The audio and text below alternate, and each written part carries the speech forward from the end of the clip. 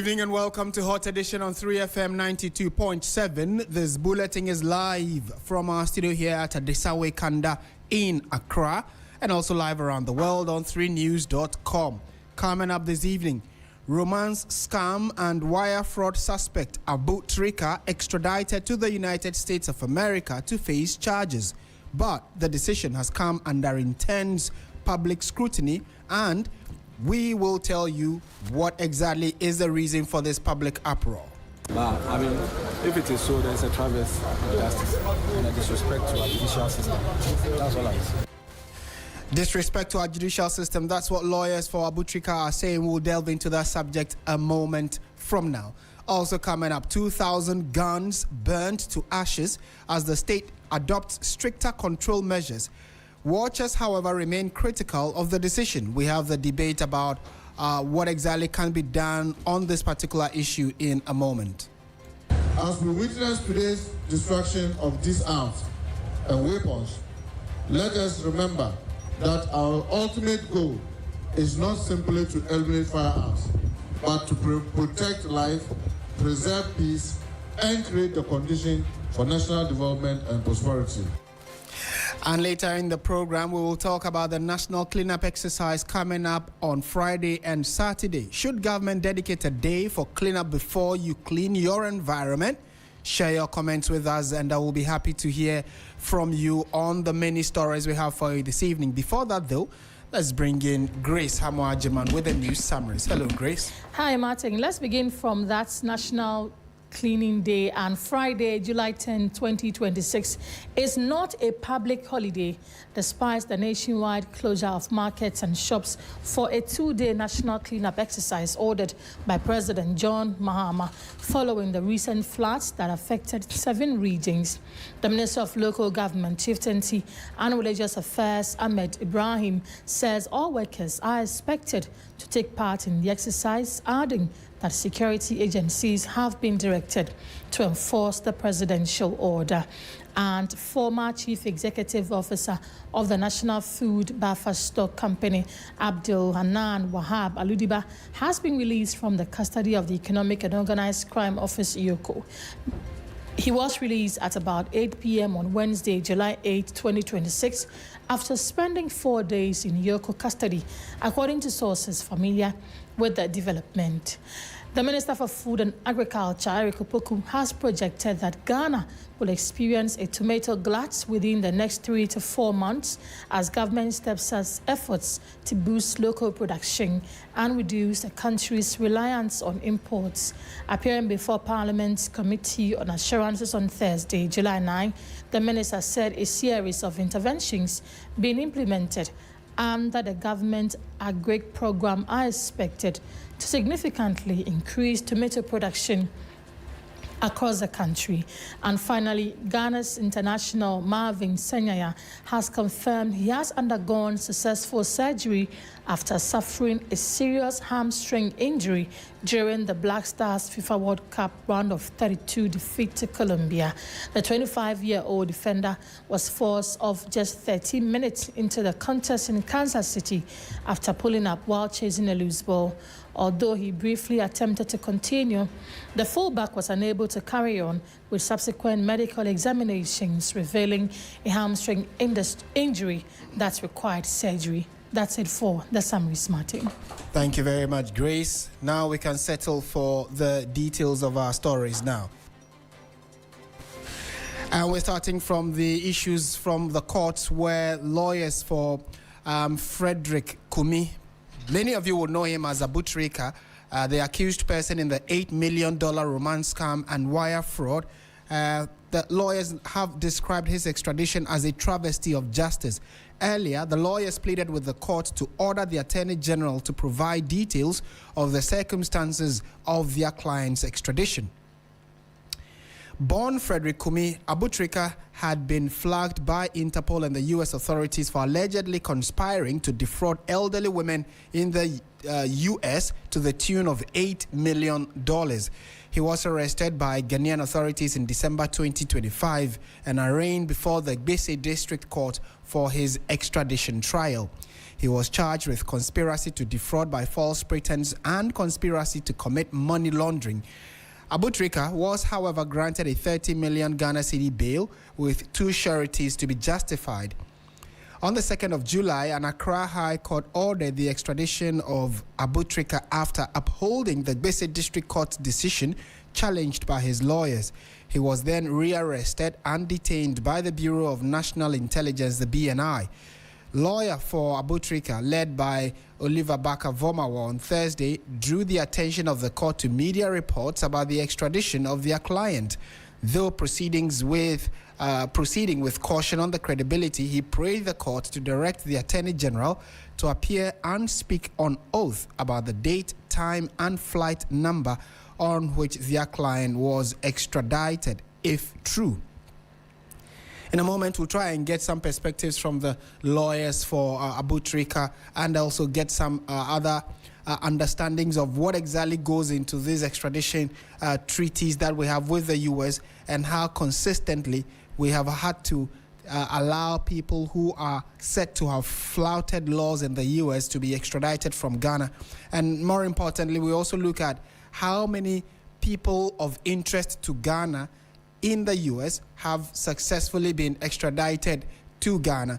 While we try and get some legal perspectives to this particular issue, the lawyer for Abu-Trika has been interacting with the media after the presentation in court today. Let's listen to him.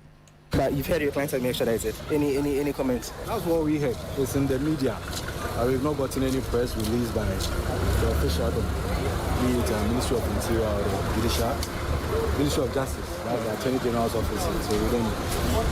But I mean, if it is so, there's a travesty of justice and a disrespect to our judicial system. That's all I say. All right, thank you. So you heard the lawyer for Abu-Trika there in that interaction with my colleague, Lord Edu-Asari. So Kofi Essel Hackman has joined us for more on this. Quickly would want to put a few questions to him and get clarity on what exactly has happened, what they know about the whereabouts of their client. Mr. Essel Kofi Hackman, good evening. Thank you for joining us on 3FM. Thank you for having me. Right. To start with, are you aware of where exactly Abu-Trika is at the moment? To be aware, yes, we heard he was at the BNI, in the custody of the BNI some few days ago.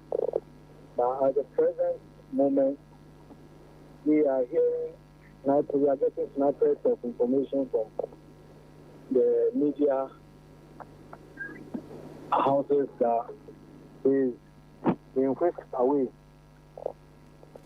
with the assistance of the state powers and state resources. It's been whisked away on a Delta airline. That's what we know for now.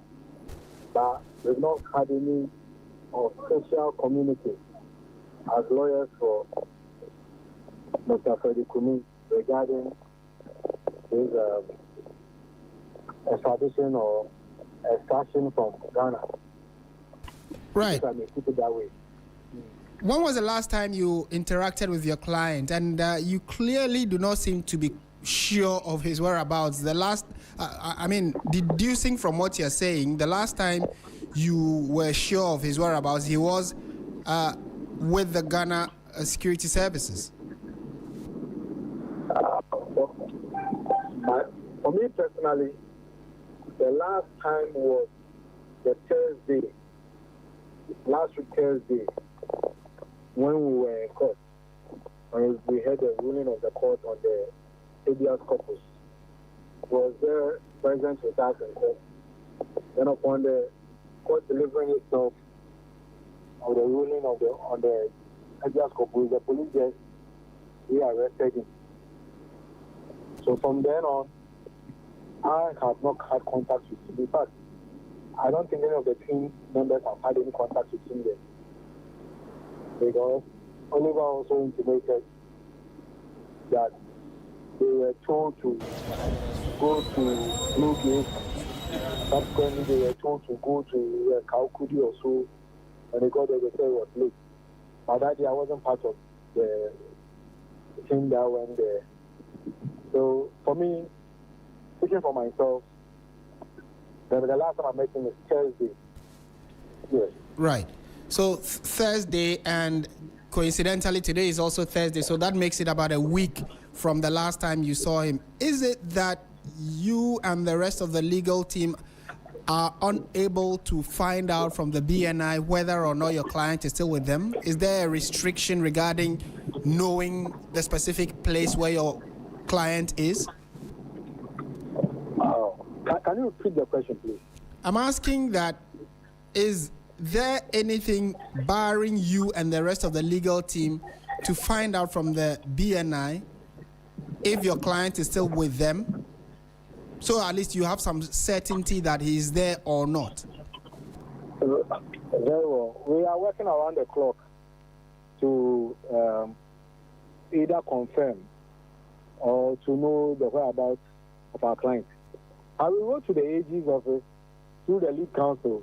Oliver wrote a letter, and then they've not been dignified with any response. And just God, I don't think they received a response. I mean, everything is formal. We can't just jump around. That's why I told you. The team went on an escapade to try and find him.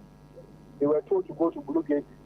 Subsequently, they were told to go to about some few minutes to about 5 6. They told them to move through the traffic to Kaukudi or so. Upon getting there, they told them it's late. They won't let them see him. Wow. And we have information when they started running the medical test on him, taking him to medical facility. We got surveillance on it, and we had information that he's been taken through extradition processes to just evacuate him out of the country. So we knew that was going on. So we ran. The only place we have is the citadel of justice. That's the court. We can't go fighting BNI in the frontage of their gate. So they tried, and then the court has been disrespected by the executive decision to allow him to be taken out without recourse to the court pending matters before it to determine it based on law. I recall that one of the issues you were battling in court was to prevent his extradition. It has been clear that the U.S. wanted him, but you, through you and the rest of the legal team, were trying to ensure that whatever it is, he remains in Ghana to face whatever charges are being leveled against him. How come you feel you've been unsuccessful? What exactly were the reasons you were adducing to prevent his extradition? Let me get your question. The question was, I'm asking that what was it that you were putting before the court to prevent him from being extradited, and why did they want him out of the country at all costs, which you wanted to prevent? Very well. I think the earlier question, I wasn't getting it well. I don't know if you were trying to say that we knew at all costs he was going to go. No. We can't be presumptive about an extradition request. No, I was asking. Okay, so at least you get the question. I thought that's what I heard. Oh, okay, okay. Very well. That's why I wanted you to repeat. So for us as lawyers, we are dealing with the law as it is. And the law is the law. The Extradition Act 22 is a black letter law. It specifies what offenses are extraditable.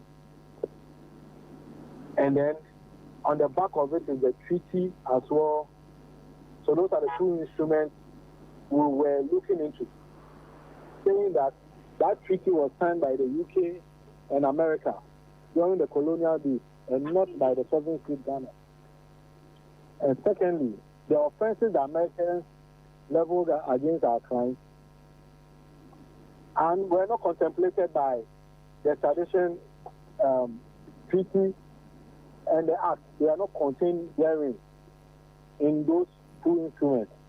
So we can't go borrowing law out of.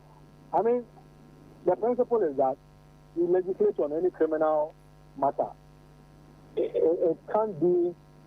It can't be that one does an act, then you say it's criminal when you have not legislated upon it. Legislation does not take a retrospective effect, more particularly criminal matters. It can be, there are exceptions to it, but not criminal matters.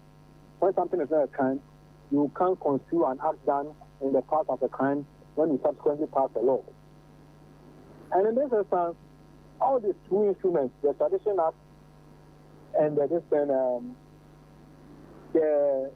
Tradition Treaty, which was signed by our colonial masters, which is quite, for want of a better word, quite defeating for a sovereign state to hold on to an extradition treaty that was signed by its colonial masters when we have prayed for independence and called ourselves a republic, a sovereign state, to still latch onto such colonial relics.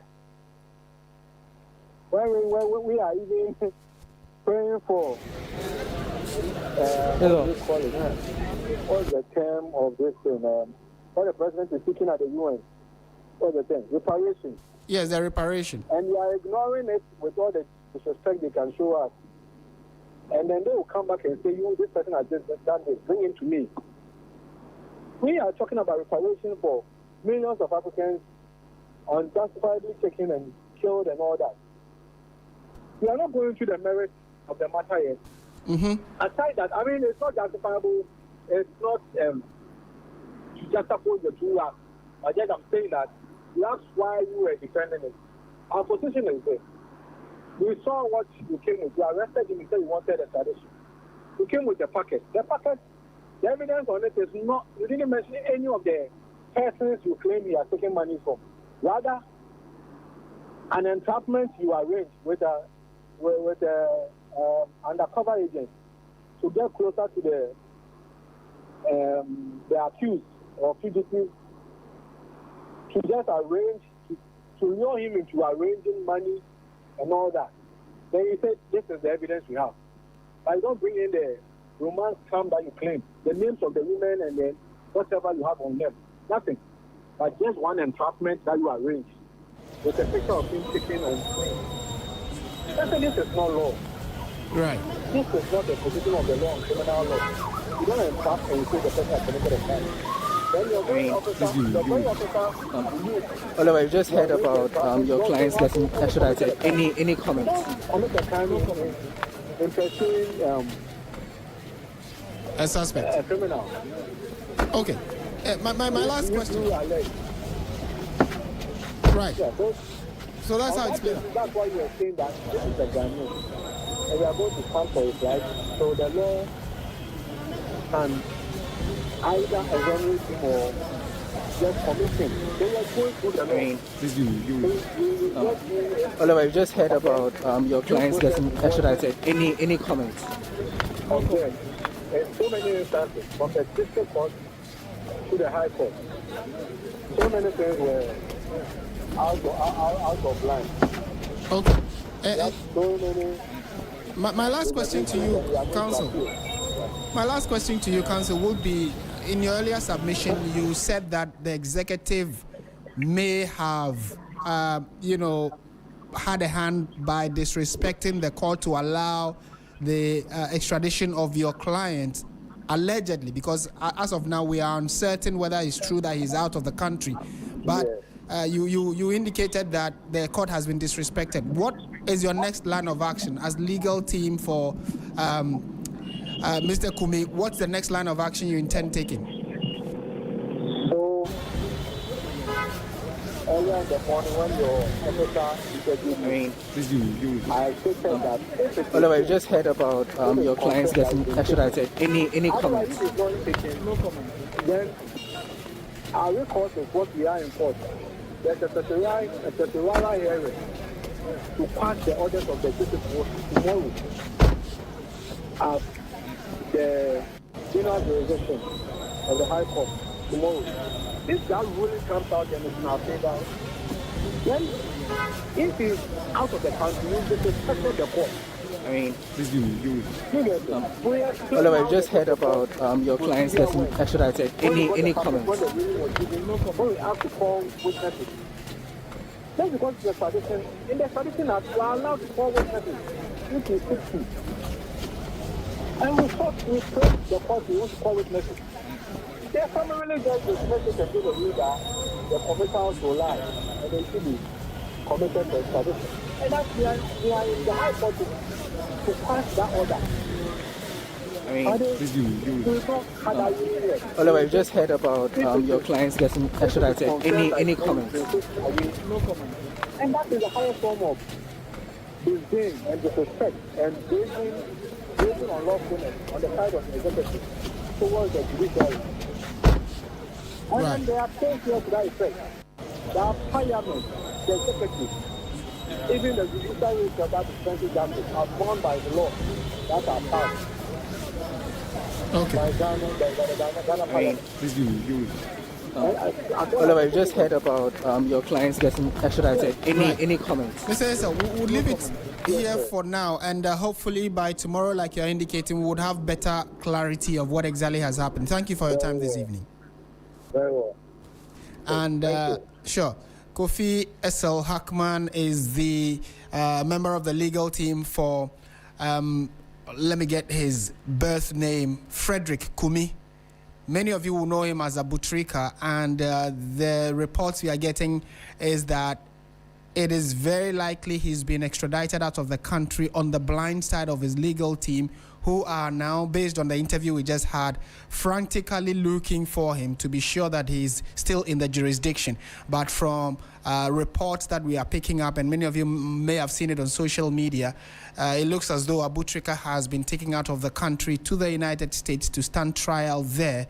And in a moment, I'll speak to our court correspondent, Lord Asiedu-Dartey, who's been following this particular story healing for us. But the lawyers clearly give indications that they also heard in the media or picked up reports that there's been a sighting of Abutrika at the airport being put on a plane, and certainly the destination was the U.S. However, all attempts here in Ghana to try and get the BNI to confirm or deny these reports have yielded no results. So tomorrow there's going to be a hearing related to the subject, and that from tomorrow they will be able to understand what the next major decision is from their side. But Lord Asiedu-Dartey joins us in studio for this conversation. Lord, thank you for your time. For those who may not know who Abutrika is and why he is standing trial, give us that background. All right, thank you, Martin. And even before I proceed with that, Martin, we, from our sources relating to the matter, we can confirm that indeed Abutrika was extradited to the United States this morning in early hours. So, like you said, he was born Frederick Kumi.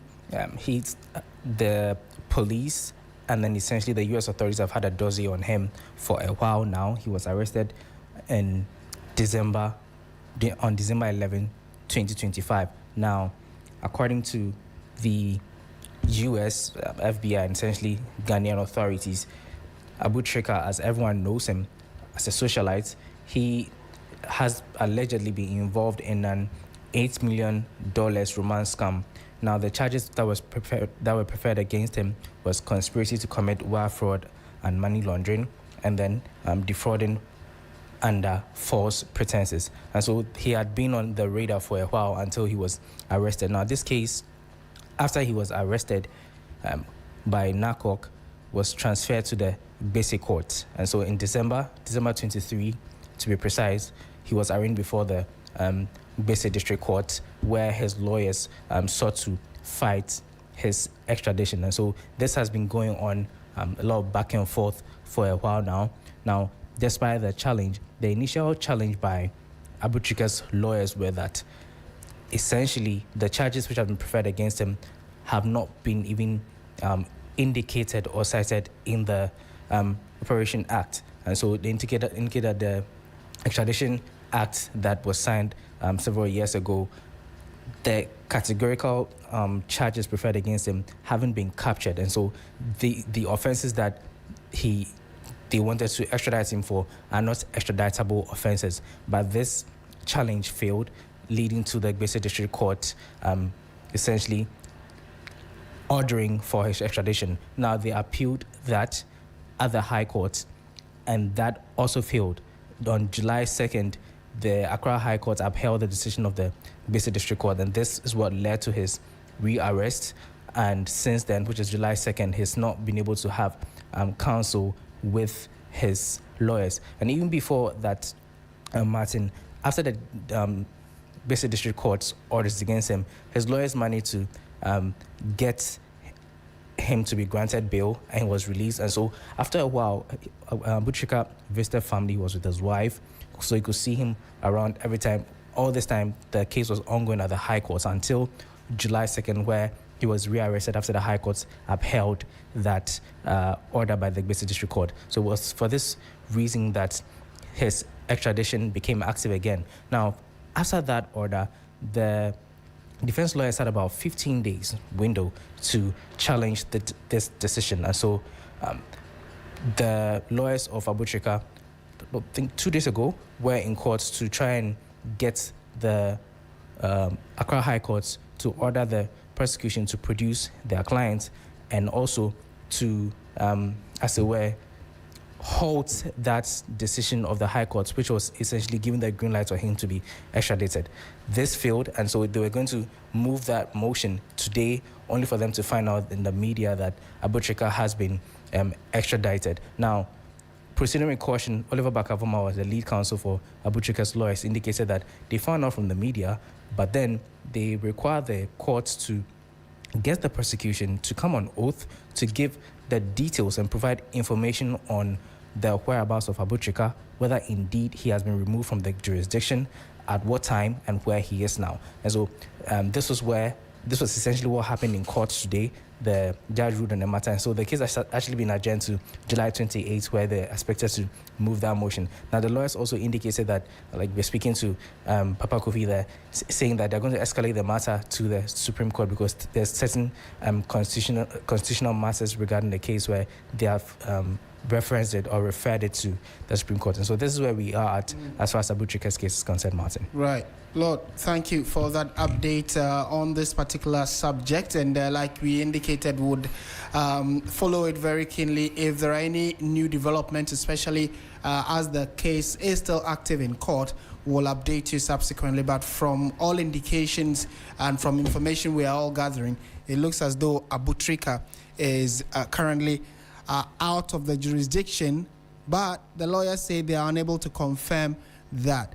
And so we are shifting our attention away from that. And for those of you who've also been following this, you can let us know on the comment section or on our streams. We are on Facebook and on YouTube. So do let us know what you make of the current development.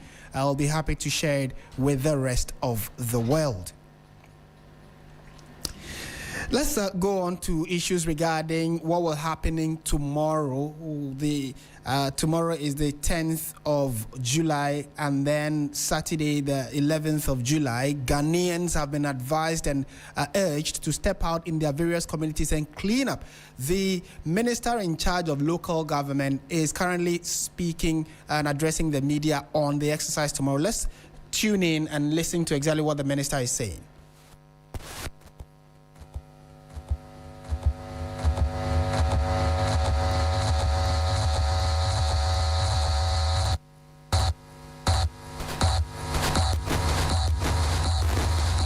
So the minister in charge of local government is in a moment addressing the media regarding the cleanup exercise for tomorrow and Saturday, where Ghanaians have been urged. In fact, the president in their statement says ministers, appointees, MPs, everybody that is in position, CEOs, etc., should all step out in their communities and help with the cleanup exercise. Let's listen to the local government minister, Ahmed Ibrahim.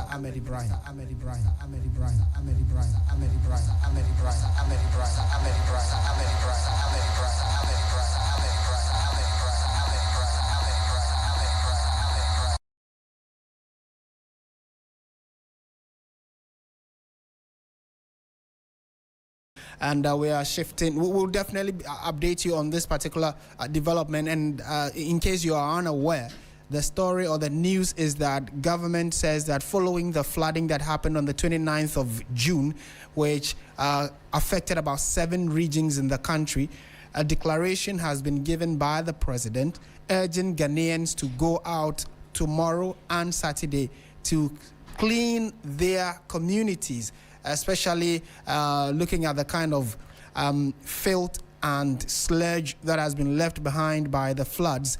The government is urging Ghanaians to come out and help clean. Our question we are asking is, should that kind of directive come from the government or the president before we step out to clean our communities? Why isn't there that consciousness that we need to keep our own environments clean? Why should it be that it is a directive that must come from government before people do what is right or what is expected of them? That's the question we are asking. And we're... To all assigned locations and when... So the minister in charge of local government is speaking at the moment. Let's listen into him. Timely evacuation and disposal of all collected waste. We have been joined by the team of all chief directors in the country. Alhaji Amin Abdul Rahman. Today he was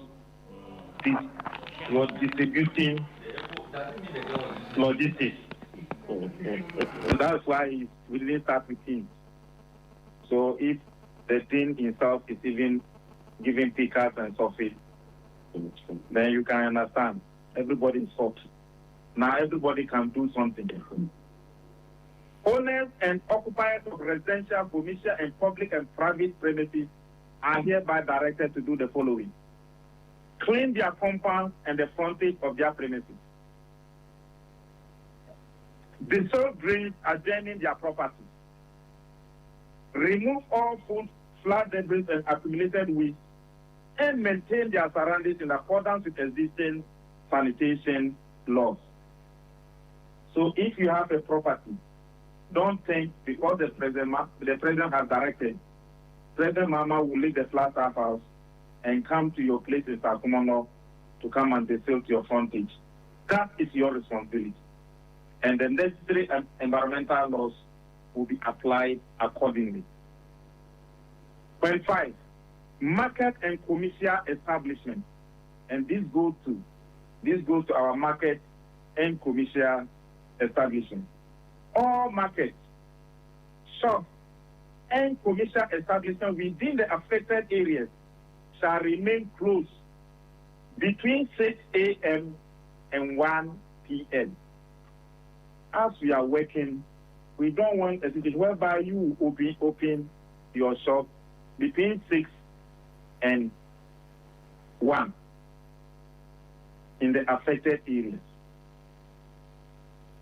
On Friday, 10 July and Saturday, 11 July. So both days, every morning, 6 to 1, at least close your shop.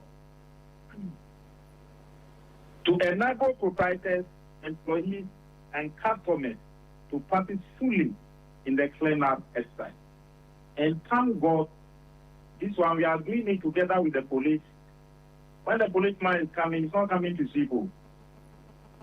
The policeman will be doing the police work. The prison officers will be doing the prison officers' work. The military officers will be doing the military officers' work. And the immigration officers will be doing the immigration officers' work. So tomorrow, Friday, 10, Saturday, 11, 6 to 12, 6 to 1, all shops closed in the affected areas, so that customers can take part, proprietors can take part, and employees can take part in the exercise. After 1, you can open it. Market teams, market associations, and market management committees are directed to ensure full compliance by all traders. In fact, our market queens are well managed and well organized, and we believe they will ensure the compliance on this. We are doing this for their good, because some markets were flooded and some shops were flooded. It's better they are closed for us to be able to clean that place, disinfect it, for them to be able to go back into those areas. else they will be selling goods that are affected by bacteria for our consumption, which can lead into further outbreaks. And that is why for our good and for their good, close the shop from 6 p.m. to 1 p.m. Let's clear the market, disinfect it for you to go and open it and start work.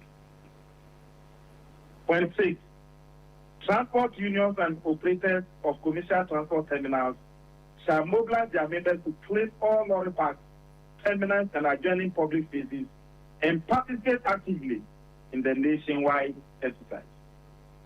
7, environmental health and waste management officers.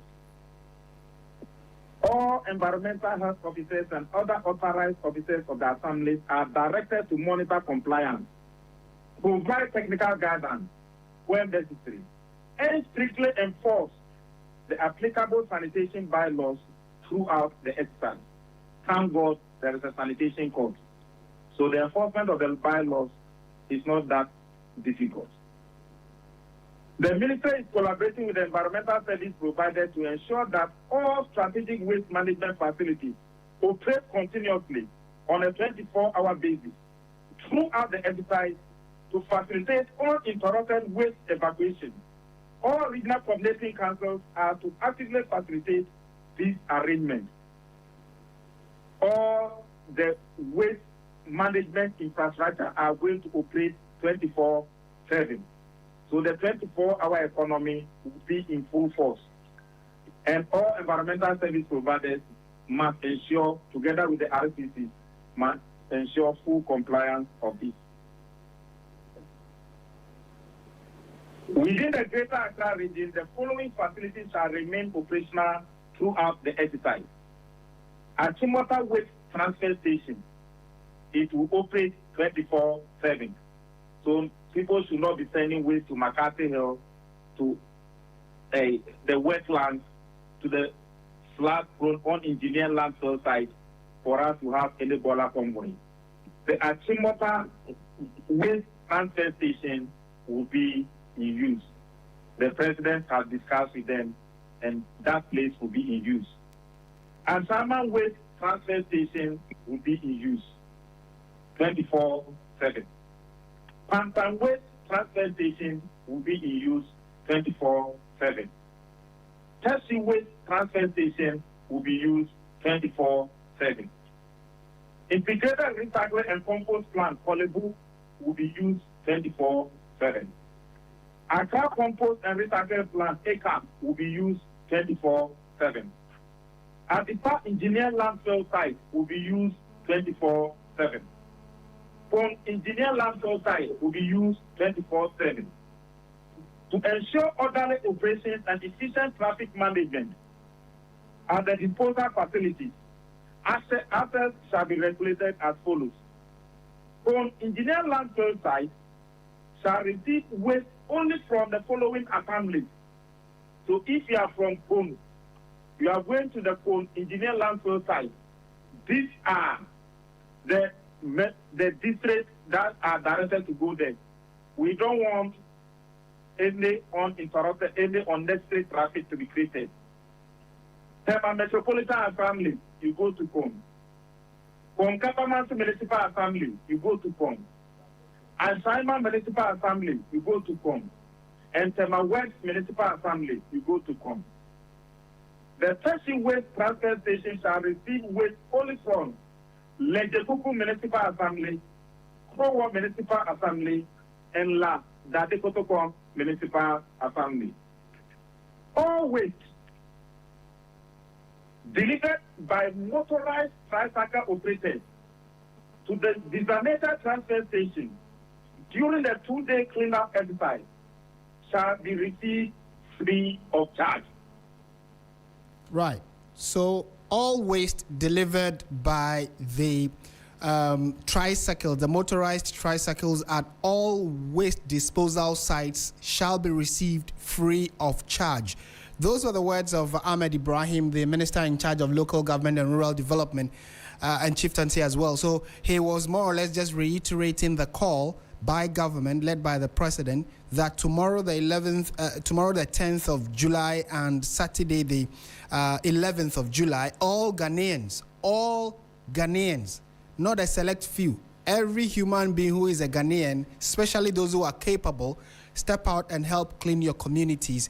So at least we make it a regular, conscious exercise, because cleanliness, they say, is next to godliness, and you want to keep your environment safe so that we do not have the recurrence of the kinds of devastating impact of the floods we saw on the 29th of June, that's about a week or so ago. So a word to the wise is enough. Tomorrow, let's turn up in our numbers in our communities and help keep our communities and environments clean for ourselves, not for anyone but ourselves. Tomorrow is not a holiday. He has indicated that. Do that tomorrow and on Saturday as well. We'll update you on what other necessary information the minister puts across. If you go to our website, you find all of that there. On to some more stories this evening. And over 2,000 illegal and unlicensed firearms and ammunition retrieved through the Gun Amnesty Program, lawful enforcement operations and obsolete state-owned weapons have been destroyed. This comes 4 months after Ghana ended a gun amnesty program allowing people to surrender their weapons without fear or arrest. From the 1st of December 2025 to the 30th of January 2026, Ghana's gun amnesty program allowed citizens to voluntarily surrender unlicensed and illegal firearms without fear of arrest. And we are told that some 4,000 illegal firearms were retrieved through the gun amnesty program, alongside weapons recovered from lawful enforcement operations and obsolete state-owned firearms.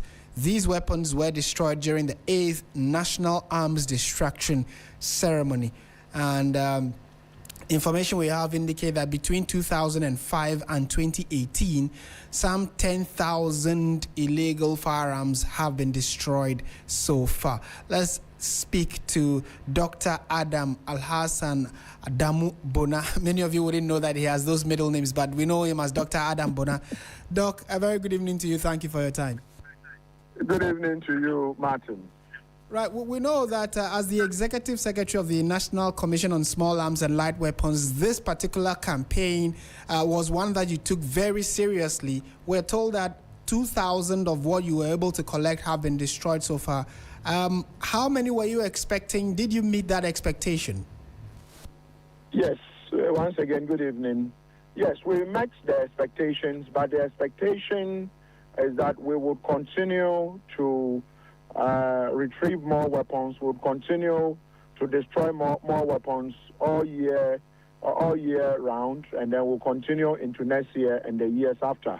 And so we went into the gun amnesty program believing that Ghanaians will want to, adhere to the policy and bring their weapons either to surrender for destruction or bring them for regularization. Fortunately, we had more than 4,000 Ghanaians bringing their weapons for either regularization or surrendering them for destruction.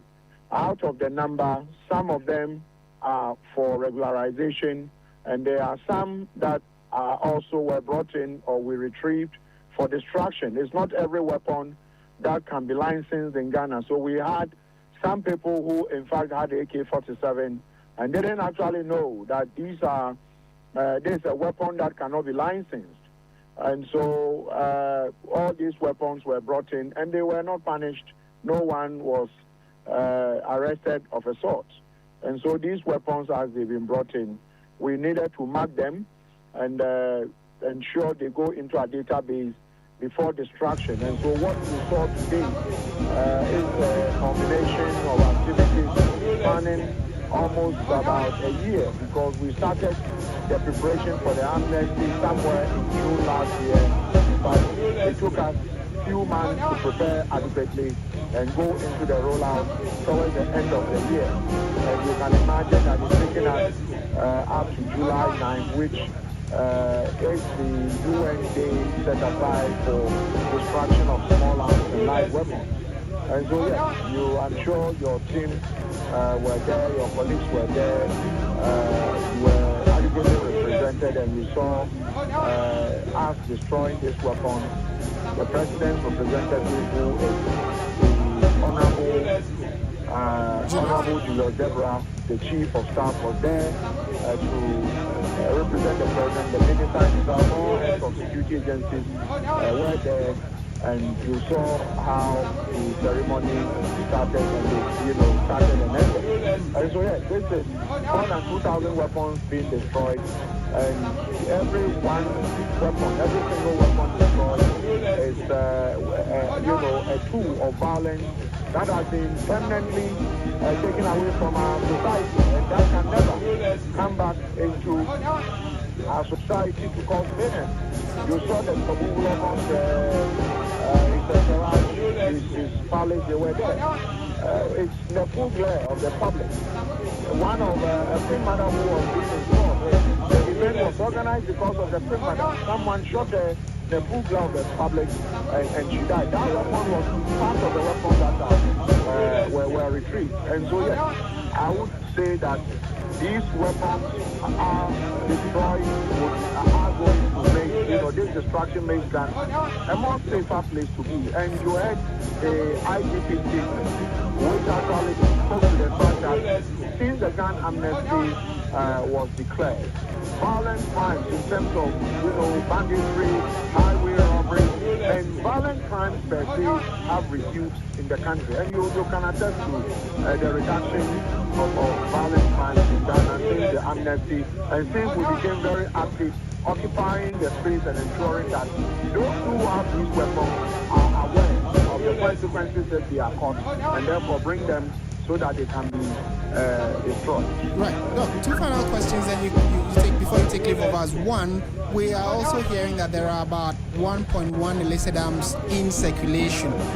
First of all, how true is this? And if it is true, wouldn't the end of the amnesty get people to want to keep them out of fear that now that the amnesty is over, they may be arrested or caught if they attempt bringing it? Well, the good thing is that we now have the Arms Intelligence Unit at the Small Arms Commission, which hitherto we didn't have. We are picking a lot of intelligence from the general public relating to people who have these firearms. And so it is in their own interest to call us to declare an intention, so we know how lenient or harsh the law would deal with you. But if you were to keep the weapon, we will come in, the police is ready, we'll come in, get you arrested together with the weapon. Now we have community service and deal as the only called offenses that will come under that are misdemeanors between 1 day and 3 years. But a firearm offense is a felony. And a felony is a high, it's a serious crime and it's going back to 15 years. Why would you want to keep a weapon, the weapon taken away from you, destroyed, and you go in for 15 years? It doesn't make sense, as people say. So we have, and you saw the 50,000 rounds of ammunition that was retrieved. That is a constituted error. That's why we tell you that those who are keeping these weapons, we will get them, and once you are caught, you would be prosecuted and probably sent to jail. Okay. And finally, some of the visuals we saw, or the weapons that people brought, were like the hunting guns, the ones with the long nozzle that we see our forefathers used for hunting. Do you describe all of that as light weapons? Plus, that one and musketry, are they all supposed to be brought for either registration or distraction, depending on who has it? The difference between them is that one will take gunpowder. Even with the gunpowder, you can decide to put in, sharp nozzles or some metallic, and then once you have a discharge gunpowder and you fire it, it's lethal, it will kill. And so the single barrel weapons you got are mostly the weapons that these bandits use on our highway. These are mostly the weapons they use on our highway. You ask any police officer who is part of patrol team, and what they do usually, you saw them looking very old. What they do, they bury them they hide them. And so you sit in a bar with them, they go and they get them. Some of them, they would ambush buses that are coming. But fortunately, we now know how they operate. And so I will tell you that these are all weapons that these are bloody, contaminated weapons. Have been used to either kill, cause mayhem. These are live weapons, very terrible weapons that have killed people in the past. I will tell you. Each of them have, even the small ones, the sidearms, the locally manufactured ones, that you see them very restricted. They are even more dangerous. Really grateful that you made time to speak to us, and we commend you for the efforts you put in to make Ghana a safer place. Thank you for your time, Dr. Adam Bona. Thank you. And he is the Executive Secretary of the National Commission on Small Arms and Light Weapons, Dr. Adam Bona. There, still on the line with us, though, is the Executive Director for the Africa Center for Security and Counter-Terrorism, Emmanuel Kuting. Mr. Kuting, thank you for your time. What are your initial thoughts on the fact that some success has been chalked in the retrieval of firearms that were in people's possessions, and the numbers we are looking at? Some 2,000 have been destroyed today. Well, thank you for having me, and very good evening to your cherished listeners. First of all, when we talk about success, we have to look at the numbers. And listening to my good brother, Dr. Bona, he fell short of giving us the statistics of the weapons that were retrieved voluntarily and those that were retrieved through police operations. They mentioned about 4,000 plus, but they destroyed 2,000. He fell short of telling us what the other 2,000 went into. But you see, armed amnesty is a form of awareness raising and sensitizing the public about the dangers of holding illicit weapons. And by so doing, people who have such illicit weapons can voluntarily return them. What we saw under this particular one was that there was no public sensitization and the involvement of CSOs. It was until when we raised this concern, CSOs were invited. And beyond that, we didn't hear from this amnesty thing until 3 days ago when they invited us to tell us about the destruction of, say, arms today. And to be honest, I think the exercise didn't create enough awareness for Ghanaians to actually appreciate the dangers of holding illicit weapons.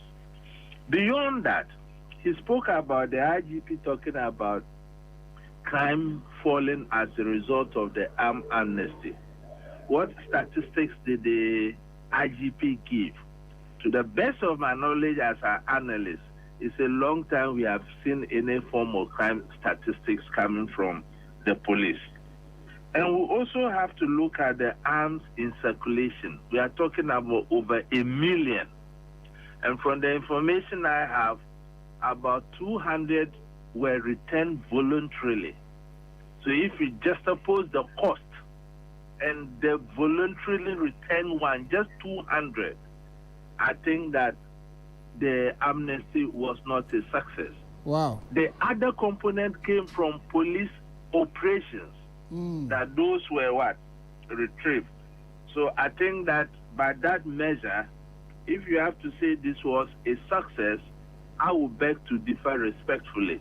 Okay. So we have to juxtapose the cost vis-a-vis what was returned. And if you look at the state of the weapon, I heard my good brother trying to explain.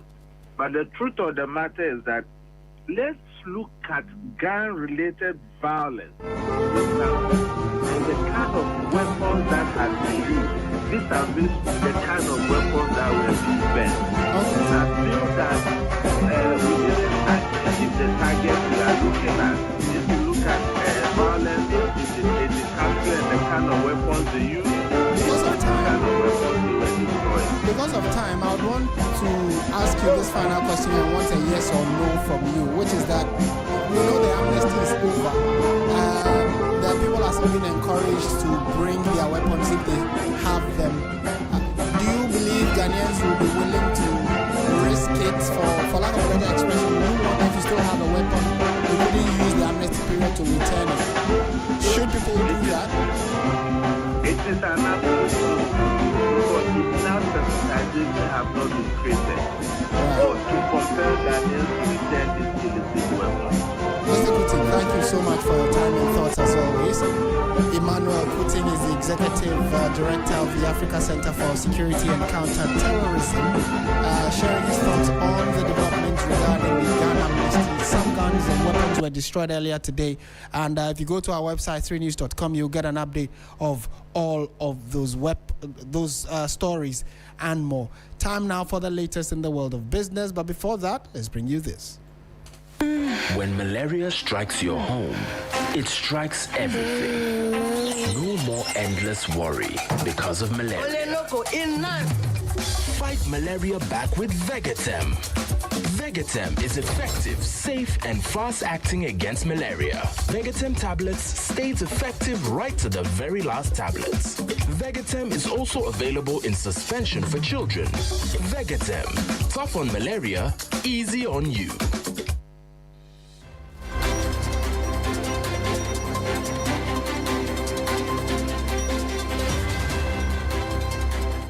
Welcome back to Hot Edition. Time now for business. My name is Grace Hamwa-Ajuman. Let's get into it now. While overall fraud across Ghana's specialized deposit-taking institutions dropped sharply by 47% in 2025, rural and community banks remain dangerously exposed to persistent cash suppression schemes. According to the Bank of Ghana's 2025 fraud report, total sector incidents fell from over 300 to under 200 cases, signaling a positive shift in regulatory oversight. More in this 3 Business News Desk reports. Despite this broad improvement, cash suppression, where staff pocket deposits without logging them into the system, remains the dominant threat to grassroots banking. Alarmingly, rural and community banks accounted for over half of all recorded cash theft cases and shouldered a staggering 90% of the financial exposure, which reached nearly 2 million cedis. This high concentration threatens financial inclusion, as these institutions serve as a primary formal financial gateway for farmers, traders, and small businesses who rely heavily on fiscal transactions and personal trust. Industry analysts warned that boards must treat this as a systemic governance failure rather than isolated staff misconduct. To protect public confidence, the central bank recommends immediate reforms, including independent daily reconciliations, mandatory staff rotations, and stricter prosecution of offending officers. Away from that, Ghana Revenue Authority, GRA, has clamped down on Electrochem Ghana Limited, completely sealing off the company's administrative block due to an outstanding tax debt totaling 8.6 million cedis accrued since 2021. According to GRA officials, the enforcement action follows a series of statutory warnings, including an immediate demand notice served on January 7 and a final demand notice issued on February 13. The authority initially intended to shut down the entire compound by sealing the main gate. The concession was made to avoid disrupting local workers and ongoing field operations. Following an on-site engagement regarding the company's challenges, which management noted included recent flooding on their operational plants, Electrochem made an immediate partial payment of 200,000 cedis. Assistant Commissioner of Enforcement at Accra Central Area Office, Joseph Annan, explains. Immediately, they are paying 200,000, which is woefully inadequate. But like I always say, a bird in hand is more than a nine in the bush. So we are taking it. But then we'll still seal up the administrative block. And then we are giving them 7 days to do the needful, or come to the head office and have some engagement with our big men. Beyond that, we'll come back and seal up the main gate so that there wouldn't be any access at all to any of them, including even their customers. We're always friendly to our taxpayers, but then we keep our eyes on the ball. The GRA has issued a stern warning to taxpayers who declare their liabilities online but fail to remit the required funds to the state. They declare so much just to avoid paying per penalty, but they don't pay. And you go to tell liquidity challenges. Please, when you declare, pay. Because we have already started. We have been visiting some of them. And some immediately pay, not all, but something substantial, and then they come into some agreement with us. Now, when we come, you don't come and pay, and we come, we'll be forced to apply the interest. To avoid public enforcement actions, taxpayers are strongly advised to proactively engage the GRA and honor their financial obligations. That was a report on GRA sealing of Electrochem Ghana's administrative block over some 8.6 million cedis historical tax debt. And that will be it for business as well as Hot Edition on 3FM 92.7. It came to you from our studios here at Adesawe Kanda, Accra. I am Grace Hamwa-Juman. Good evening.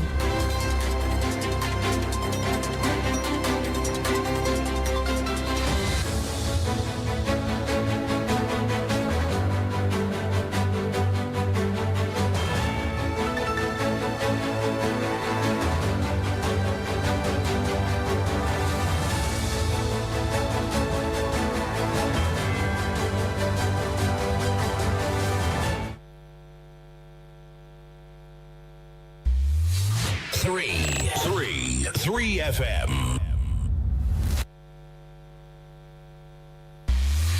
3